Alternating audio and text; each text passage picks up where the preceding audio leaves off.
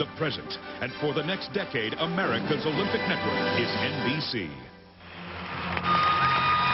You have heard a story like Chellsie Memmel's before, maybe eating buttered popcorn in a theater somewhere. She should be doing something like that, maybe watching these world championships on television. Instead, an illness created an opportunity.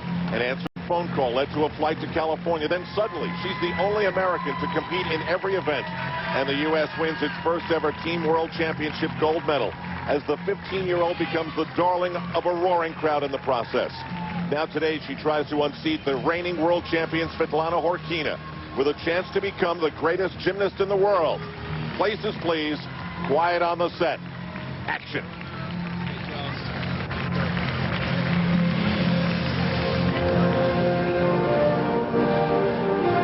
NBC Sports presents the 2003 World Championships of Gymnastics. Today, the women's all-around in Anaheim, California.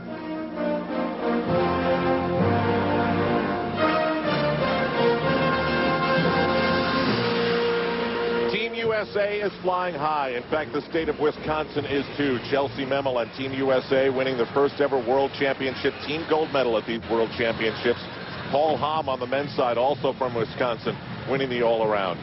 Carly Patterson hoping to continue the momentum in the all-around. You've got to be great at all 4 rotations in a competition like this.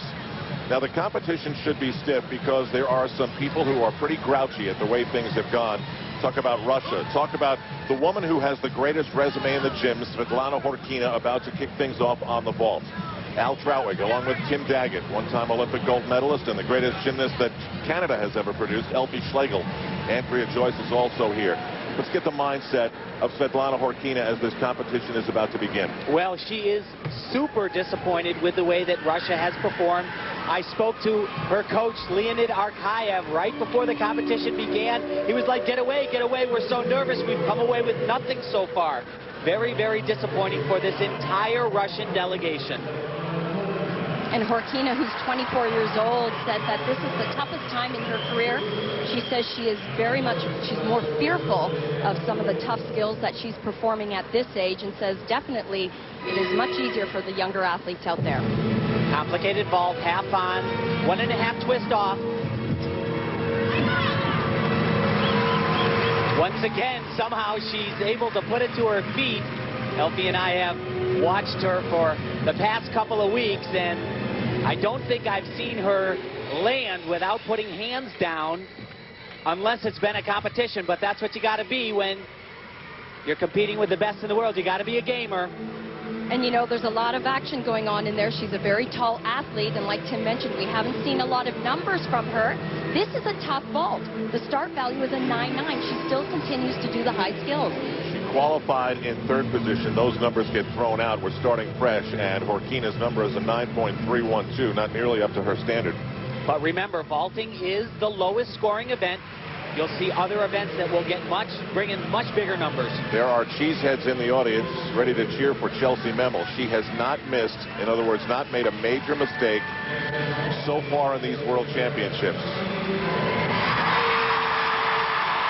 And it's funny, no one who bought tickets to these World Championships before they began really had any idea who Chellsie Memmel was. Now they have every idea what she's all about. And it continues.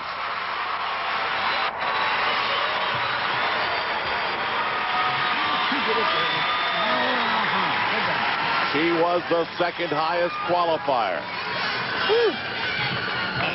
And what a great moment for her coach, Jim Chuddy. You know, he's been dying to get on the floor. He's been a great cheerleader in the audience all week long. Now try getting him off the floor.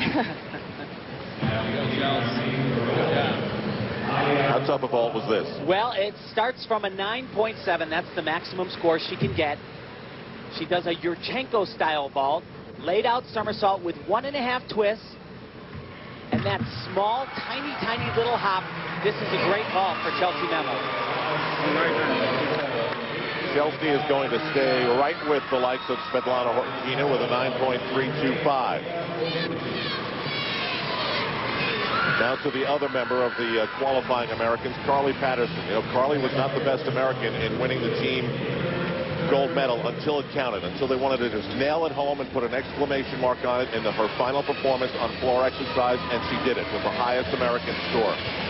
She actually is a known entity in the international world of gymnastics. She won the American Cup, has competed internationally. People were expecting to see greatness from Carly Patterson here. And I think, Tim, one of the greatest assets for this kid is that she can get herself in a zone. She's not even aware of the audience, the cheers. She is so focused on her gymnastics. The release right here.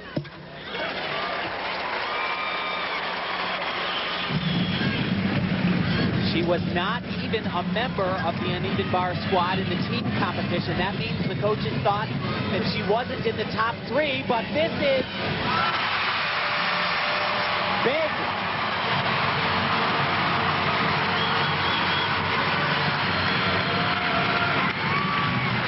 There is a definite momentum here with Team USA. That's Evgeny Marchenko, Carly's coach. And they went home and did some serious work on the uneven bars. About a year ago, she was a all-around gymnast with a bit of a weakness on the uneven bars. She's great. We've had an opportunity to listen to so many of the conversations between her and her coach. She is funny. Very much a teenager. 9.525. That should put her among the leaders after the first rotation with a hug from Tasha Schweikert, a fellow gold medalist, but not someone who was qualified for the all-around. Now, after the qualifying, Zhang Nan of China was 19th. And I'll tell you, if this Chinese delegation doesn't feel like they had something stolen away from them a little bit, I'd be surprised. On the balance beam, they were given a 2/10 neutral deduction, which cost them the team bronze medal, and it was because they were waiting on the podium too long. She better get going. Quite ironic, isn't it, Tim? Had nothing to do with what she's about to do right there, taking such great risks. This is what the Chinese are known for. They have unbelievable balance beam routines, uneven bar routines. Great blend of high difficulty mixed with amazing choreography. It's just exquisite.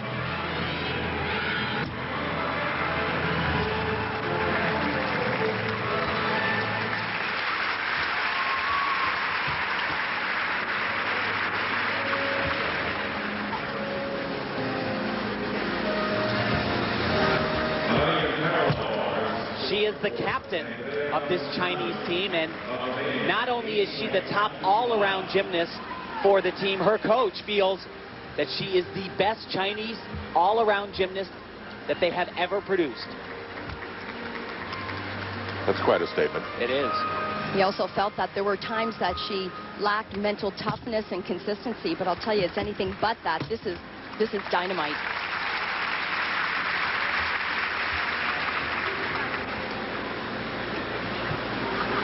For the Chinese on beam, it's not just the skills they do, it's how they do them. Look at that, taking huge risks, throwing her head back, losing sight of the beam. Just her dismount. This is going to score huge.